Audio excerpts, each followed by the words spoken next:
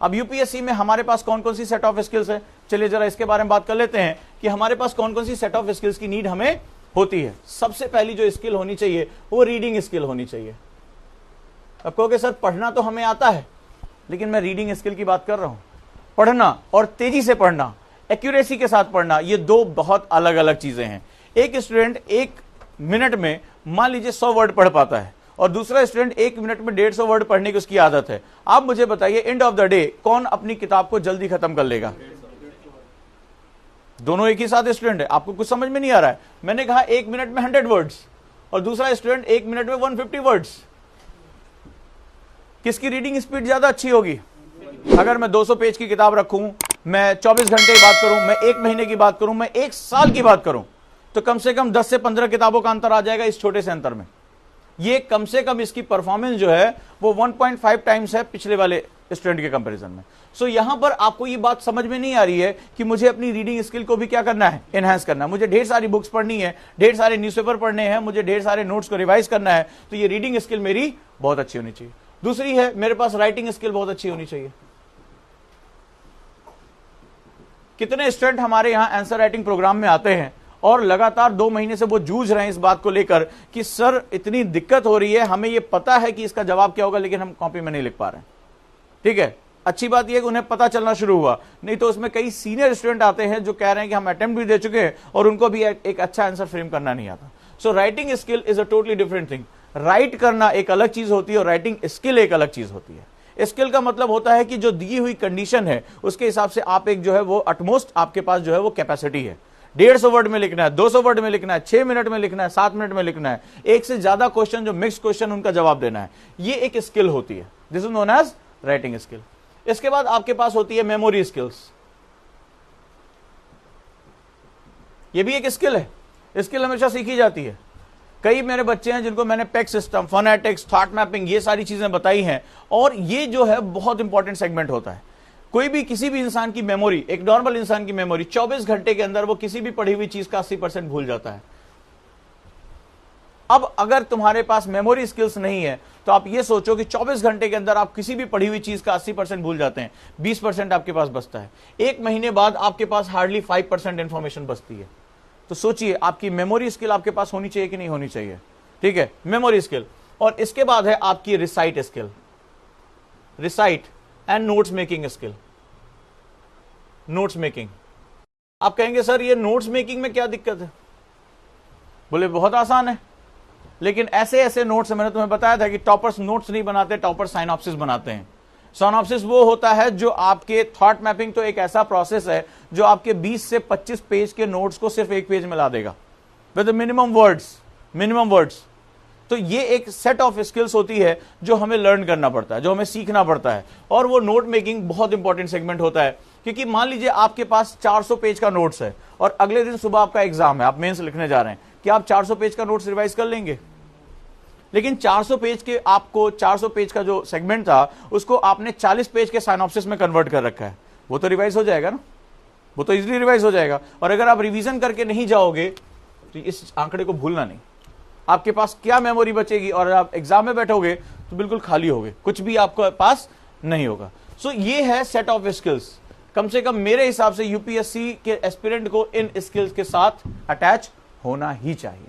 अगर वो इतनी सेट ऑफ स्किल्स है, यानी रीडिंग स्पीड उसके पास है और रीडिंग एक्यूरेसी है, एक होता है पढ़ना और एक होता है सही तरीके से पढ़ना, तेजी से पढ़ना, अगर ये स्किल है उसके पास तो उसका बहुत काम आसान हो गया। वो नंबर ऑफ बुक्स को क्या करेगा, ज्यादा से ज्यादा पढ़ पाएगा। नंबर ऑफ जो आपका न्यूज़पेपर है उसको कर पाएगा। ज्यादातर मेरे से बच्चे कहते हैं सर 3-3 घंटे लग जाते हैं न्यूज़पेपर पढ़ने में, नोट्स हम कब बनाए जब इतना टाइम लग रहा है। सीधी सी बात है, उनके पास ये स्किल अवेलेबल नहीं है। इसके बाद राइटिंग स्किल, मैं जो जानता हूं यहां पे सबके पास है, लेकिन जानने से ओरल एग्जाम है, ये 1750 नंबर आपका रिटन एग्जामिनेशन है, ना आपसे नाम पूछा जा रहा है, ना आपसे कोई चीज पूछी जा रही, आप कितना अच्छा लिख पाते हैं और उस प्रेशर में लिख पाते हैं। 2 घंटा 40 से 45 मिनट का आपको जो टाइम मिला उसमें कितना अच्छा लिख पाते हैं, वो डिपेंड करेगा आप कितना अच्छा आगे जा रहे हैं। मल्टी डायमेंशनल वे में, एक होता है लिखना और एक होता है बहुआयामी तरीके से लिखना, मल्टी डायमेंशनल वे में लिखना, इन दोनों के बीच में जमीन आसमान का अंतर होता है। इसके बाद होता है मेमोरी स्किल, आप उसको कितनी देर तक इंफॉर्मेशन को रिसाइट कर पाते हैं। बम्बार्डमेंट ऑफ इंफॉर्मेशन होती है, हिस्ट्री में भी अगर आप जाते हो तो 5000 साल पुरानी सभ्यताओं से शुरू होता है और वर्तमान समय तक आता है। जब आप पॉलिटी में जाते हो तो आपको एक एक अनुच्छेद से लेकर एक एक शेड्यूल से लेकर इतने जो है अमेंडमेंट्स हो रहे हैं, इनके बारे में आपको पता होना चाहिए। जब आप ज्योग्राफी में जा रहे हो तो कितने लैटिट्यूड, कितने लॉन्गिट्यूड, कितने प्लेस, कितने वॉल्केनो, कितने माउंटेन्स, कितने रिवर्स, ये सभी जो है वो धीरे धीरे इंफॉर्मेशन की बम्बार्डमेंट शुरू हो जाती है। अब सवाल है कि अगर आपके पास मेमोरी स्किल्स नहीं है तो आप इन इंफॉर्मेशन को अपने दिमाग में कैसे रख पाओगे। तो ये सेट ऑफ स्किल्स है जो आपको इस यात्रा के लिए बहुत इंपॉर्टेंट है। ये मैं आपको बताने की कोशिश कर रहा हूं कि यूपीएससी क्यों सबसे सरल और क्यों सबसे कठिन इम्तिहान है। ठीक है, सरल उनके लिए है जिनके पास प्री प्लानिंग है, सरल उनके लिए है जो अपने इस यात्रा को, अपनी जर्नी को सही ढंग से समझते हैं। कठिन उनके लिए है जो आ तो गए हैं, उन्हें यह नहीं पता कि पहले बस पकड़नी है पहले ट्रेन पकड़नी है, उन्हें यह नहीं पता कि मुझे सराय में रुकना है या होटल में रुकना है, उन्हें यह नहीं पता कि मुझे कहां पर कितना इनपुट डालना है। राइट, तो यहां पर आपको समझ में आ गया होगा कि अगर हमने अपने टाइम को प्रॉपरली मैनेज नहीं किया, टाइम को प्रॉपरली मैनेज नहीं किया और टेम्पटेशन से नहीं बचे, यानी लालच से नहीं बचे, तो क्या आप इस यात्रा को सही समय में पूरा कर पाएंगे। तो आप लोगों ने भी सुना होगा कई बार कि अरे यार 2-3 साल तो लग जाते हैं प्री को समझने में। तुमने अपने सीनियर से ही सुना होगा। ठीक है, 2-3 साल तो केवल प्री में लगता है, 5-7 साल से पहले यूपीएससी में सिलेक्शन किसी का नहीं होता, ये कहा जाता है। एक्चुअली में ये वही यात्री थे जिन्होंने यात्रा को इस रूप में लिया था कि घर से तो निकल पड़े ये सोचकर कि मुझे कहां जाना है, लेकिन कैसे जाना है और किसके साथ जाना है और मेरे रिसोर्सेस कितने हैं, इसके बारे में उन्होंने रुककर कभी नहीं सोचा।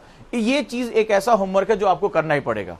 अगर आप चाहते हैं यात्रा आपकी प्रॉपरली टाइम में पूरा हो तो आपको पहले दिन से क्या करना पड़ेगा, अपने साथ एक अनुशासन लेकर चलना पड़ेगा कि भाई पर डे मुझे जो है, मान लीजिए मेरी 4 दिन की यात्रा और 4000 किलोमीटर चलना है, तो पर डे मेरा जो है जर्नी वो कितनी होनी चाहिए, 1000 किलोमीटर। या अगर मैं माइन्यूटली भी लेकर चलूं कि शुरुआत में मैं 900, मैं एक है जो है लास्ट में 300 से 400 किलोमीटर की जर्नी को एक्स्ट्रा मैं पूरा कर सकता हूं ओवरवर्क करके। ठीक है, मैं लास्ट टाइम जाकर कर सकता हूं, लेकिन मैं किसी भी हालत में मेरा 900 किलोमीटर पर डे से नीचे नहीं जाना चाहिए। ठीक है, अब रास्ते में कुछ दृश्य पड़ रहे हैं, रास्ते में कोई काम पड़ रहा है, तो वहां पर मुझे एक्सेस नहीं रुकना है। आपका क्या होता है, आप दिल्ली आते हो, दिल्ली में अभी आए और लगे अरे यार चलो देख के आते हैं, सुने यहाँ सिनेमा हॉल बड़ा बढ़िया बढ़िया है। ठीक है, अरे सुने हैं वो अभी रोबोट वाली पिक्चर आई है बड़ी अच्छी, उसके बाद ये वाली पिक्चर आई, उसके बाद क्या होता है, लाओ चलो पिक्चर भी देखाते हैं। ठीक है, अब संडे है तो संडे क्या होता है, संडे को अभी तक हमेशा हम छुट्टी के रूप में देखते हैं। देखो क्या हो रहा है नजारा यहाँ पे। ठीक है, तो सबको बुलाया था, कई लोग मुझसे कह रहे थे ये समस्या है, मैं अपना संडे छोड़कर आया हूं क्योंकि भाई आपको मैं आपकी जो परेशानी है उसको मैं एक साथ डील करना चाहता था। तो यहां पर क्या हुआ, आपको एक अनुशासन चाहिए। अब संडे छुट्टी है, लेकिन ये छुट्टी उनके लिए है ना जो इस पूरी यात्रा का हिस्सा नहीं है। अब आप ये सोचिए कि अगर आपकी 4 दिन की यात्रा है और आप एक दिन रुककर ये सोचे कि नहीं यार आज संडे है, ऑफिस में छुट्टी लेता था, आज मैं कोई भी जर्नी नहीं करूंगा, तो आप अपनी यात्रा पूरी कर पाएंगे, नहीं कर पाएंगे ना। तो उस कंडीशन में क्या होगा, आपका डिले हो जाएगा। यहां पर भी हम यही करते हैं, हम आते हैं और रिलैक्स हो जाते हैं शुरुआत के दिनों में। खासतौर पर ये मैंने देखा है कि शुरुआत के 2-3 महीने जो होते हैं वो बड़ा रिलैक्स होकर किताबें खरीदते हैं, उस पर कवर चढ़ाते हैं, रूम बढ़िया लेकर आते हैं, मैप लगाते हैं, अच्छा सा टाइम टेबल टाइप कुछ बनाते हैं, लेकिन आउटकम हमारा क्या होता है, 0 होता है। यहां पर हमें क्या करना पड़ेगा, उस आउटकम के लिए मेहनत करनी पड़ेगी और हमें पहले दिन से ही अपने क्या करना पड़ेगा, डिसिप्लिन करके रखना पड़ेगा। दूसरा, हमें लालच से बचना पड़ेगा। दोस्त ने कहा था यार दिल्ली में लाल किला और ये सब जो घूमने की बड़ी अच्छी जगह है, राइट। तो दोस्त तो बहुत कुछ कहते हैं, लेकिन सवाल है कि क्या तुम अपने टाइम के साथ अपने डेस्टिनेशन के लिए रेडी हो। अगर हो तो पहले दिन से तुम्हारा डिसिप्लिन तैयार होना चाहिए कि मुझे कितनी यात्रा कितने में करनी है। अब इसी को मैं प्लानिंग कहता हूं। जब आपको यह पता है कि आज से 2 साल बाद मुझे एग्जाम देना है या 1 साल बाद मुझे एग्जाम देना है, तो ये जनरली सभी लोग जानते हैं कि भाई 2 जून को पेपर है, 2 जून को मुझे प्री का पेपर देना है। लेकिन ये कितने लोग जानते हैं कि 6 महीने बाद मेरी प्रोग्रेस क्या होनी चाहिए। कितने लोग जानते हैं कि अगर 4 दिन की मेरी जर्नी है तो 2 दिन बाद मेरी यात्रा कितनी, कम से कम 1800 किलोमीटर पूरी हो जानी चाहिए कि नहीं हो जानी चाहिए। पर आप लोग क्या करते हो, आप शुरुआत के 2 दिन जो है वो 200 किलोमीटर चलते हो और लास्ट में लगता है कि बाकी जितना बचा हुआ है वो मैं 2 दिन में पूरा कर दूंगा। और उसके बाद मेरे पास क्वेश्चंस आते हैं, सर एक किताब का नाम बताइए जिसको पढ़कर मैं यूपीएससी क्रैक कर लूं। सर उस गाइड का नाम मेरे पास, मैं तुम्हें मैसेज दिखा सकता हूं। सर कोई एक ऐसी गाइड बता दीजिए जिससे यूपीएससी प्री क्लियर हो जाए। सर क्या 20 दिन में प्री क्लियर हो सकता है। ऐसे ऐसे क्वेश्चन मेरे पास आते हैं, मुझे समझ में नहीं आता मैं इनका क्या जवाब दूं। सर क्या मैं लास्ट के 30 दिन पढ़ के जो है यूपीएससी प्री क्लियर कर लूंगा। मतलब अचानक से उनको लगता है कि ये कोई एक कुछ 100 ऑब्जेक्टिव क्वेश्चन का इम्तिहान है। वो भूल जाते हैं कि इस एग्जाम का पर्पस क्या है। ये देश की सबसे लंबी यात्रा है, किसी एग्जाम में इतना टाइम नहीं लगता होगा, आप जरा चेक करके देखिए। ठीक है, ये यात्रा कर रहे हैं तो यहां पहुंचकर आपको कुछ हुआ तो फिर से वापस आगे जा सकते हैं। इस यात्रा की सबसे खास बात, अगर आप इंटरव्यू में टपके तो वापस आपको फिर से जीरो से शुरू करना पड़ेगा, फिर से प्री से शुरू करना पड़ेगा। ये इस यात्रा इसीलिए सबसे लंबी यात्रा है, और जितनी लंबी यात्रा होती है उतना सटीक आपका जो क्या होना चाहिए, रणनीतियां होती हैं। शॉर्ट टर्म की यात्राओं में तो चलो घर से निकले, पता है 6 घंटे बाद यहीं बगल में जाना है, ठीक है, यहां से निकलना जयपुर जाना है दिल्ली से, आपको पता है कि 6 घंटे की यात्रा है, कोई टेंशन वाली बात नहीं, कुछ हुआ भी तो हम मैनेज कर लेंगे। तो ये छोटी छोटी यात्राएं होती है और जनरली इसी को लेकर हम हैबिचुअल होते हैं। हमें कोई छोटा मोटा एग्जाम देना है, चतुर्श्रेणी कर्मचारी का इम्तहान देना है, तो अरे यार 2-4 गाइड बुक ले आते हैं, बाजार में चलती है और वही करके हम काम चला लेंगे। हम ग्रेजुएशन का इम्तहान देकर आते हैं, पिछले 5-7 साल का प्रीवियस ईयर पेपर लगा लेते हैं, उसमें से पासिंग मार्क तो मेरा फंसी जाएगा, होता है ना होता है। हम इसी माइंडसेट के साथ यूपीएससी में उतर आते हैं, लेकिन हम भूल जाते हैं कि ये देश के एक कोने से लेकर दूसरे कोने तक की यात्रा है। आप कश्मीर में बैठे और आपको जो है कन्याकुमारी जाना है, ठीक है, तो ये बहुत लंबी यात्रा है और इसमें जो है वो बहुत पथरीले रास्ते हैं, बहुत टेढ़े मेढ़े रास्ते हैं, ठीक है, और यहाँ पेशेंस आपको जरूरत पड़ती है। और कई बार यहाँ पर चलने के लिए फास्ट ट्रैक गाड़ियां अवेलेबल नहीं होती है, बहुत कई बार यात्रा बड़ी धीरे धीरे और बहुत पहाड़ी इलाकों से होकर गुजरती है।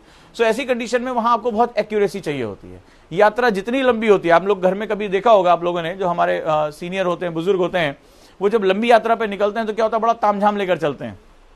देखा है कि नहीं देखा है? खाने पीने का सामान, पानी की बोतल है कि नहीं है, अखबार है कि नहीं है, कोई चीज है कि नहीं है, सारी चीज होती है कि नहीं होती है। तो क्यों वो लंबी यात्रा पे जब निकलते हैं इतना तामझाम लेकर क्यों निकलते हैं? भाई दोपहर में क्या खाएंगे, रात में क्या खाएंगे, पूड़ियां बना लो, पराठे बना लो, होता है कि नहीं होता है? लेकिन जब शॉर्ट टर्म की यात्रा पे मेट्रो में आप कितने लोग, जब मेट्रो में चलते हो एक जगह से दूसरी जगह, तो कितने लोग जो है वो टिफिन विफिन पैक करके लेके जाते हो कि अगले स्टेशन पहुंच के मुझे जो 2 पराठा शाम के लिए, कुछ होती है जरूरत। प्लानिंग आप कहां करते हो? जब आप लॉन्ग रूट पे होते हो, जब आप लॉन्ग डिस्टेंस ट्रैवलिंग कर रहे होते हो। और जितनी लॉन्ग ट्रैवलिंग पे जाते हो, अगर आप देखोगे कई लोग साउथ जा रहे हैं या कहीं भी जा रहे हैं, आपने देखा होगा जब 2-3 दिन की यात्रा होती है तो उतना ही ज्यादा तामझाम लेकर चलते हैं कि नहीं चलते हैं? पानी खत्म हो गया तो क्या होगा, दवाई रख लो, कहीं तबीयत खराब हो गई, ठीक है, ये रात में हम क्या खाएंगे, अगले दिन हम क्या खाएंगे, तो इस तरह की सारी प्लानिंग होती है। तो आपको भी तो ये समझना पड़ेगा, आप सबसे लंबी जर्नी में एंटर करने जा रहे हो, तो आपकी प्लानिंग क्या होनी चाहिए, बहुत अच्छी होनी चाहिए। सो अगली चीज जो मैं आप लोगों को बताने जा रहा हूं वो ये है कि एक तो आप अपने टाइम शेड्यूल को बांटना सीखो डे 1 से ही, और इसमें जो आप अपनी प्रिपरेशन करोगे वो ये होनी चाहिए कि पर वीक मेरे टारगेट्स क्या होने चाहिए, टारगेट्स बनाओ पर वीक के, उसके बाद पर मंथ के मेरे टारगेट क्या होने चाहिए, फिर मेरे 6 मंथ के टारगेट क्या होने चाहिए, और ईयर के एंड में आप अपने आप को कहां देखते हो, अपने आप को कहां देखते हो, ठीक है। यानी ईयर एंड में मान लीजिए अगर मैं बात करूं, आप कॉन्सेप्टर बैच में हो, तो हाँ, मेरा जो कॉन्सेप्टर बैच के फंडामेंटल्स हैं वो खत्म हो जाने चाहिए। 6 महीने बाद कम से कम मेरी 3 सब्जेक्ट मेरी कमांड में आ जाने चाहिए, अगर मैं 6 या 7 सब्जेक्ट को डील कर रहा हूं। इसी हिसाब से आप जो है वो डिवाइड करते हो। ये टाइम टेकिंग प्रोसेस है, इसमें बहुत माइन्यूटली आपको सोचना पड़ेगा। फिर इस मंथ में, मान लो दिसंबर मंथ में हूं, तो दिसंबर मंथ में मेरे टारगेट्स क्या होंगे, ठीक है, उन टारगेट्स को तय करो कि इस बार मैं इकोनॉमिक्स पूरी जो है वो कवर कर लूंगा, या मेरी क्लास में हिस्ट्री चल रही है तो हिस्ट्री में कवर कर लूंगा, या मेरे ये टारगेट्स हैं, मैं कम से कम पिछले 2 महीने के न्यूज़पेपर के नोट्स बना लूंगा। आप उस मंथ के टारगेट को तय करो। जब मंथ का टारगेट, उल्टा चलना शुरू करो, जब मंथ के टारगेट से आप पहुंच जाओ तो वीक के टारगेट पे आ जाओ। इस वीक यानी कि अभी मैं मंडे से लेकर सैटरडे का जो मेरा टाइम है उसमें मैं कौन कौन से इनपुट्स देना चाहता हूं, ठीक है, आप उस टारगेट को तय कर लो। और इसके बाद जो सबसे इंपॉर्टेंट होता है वो डे का टारगेट, टाइम टेबल बनाओ। यानी इस टारगेट को अचीव करने के लिए मुझे पर डे कितनी पढ़ाई करनी होगी।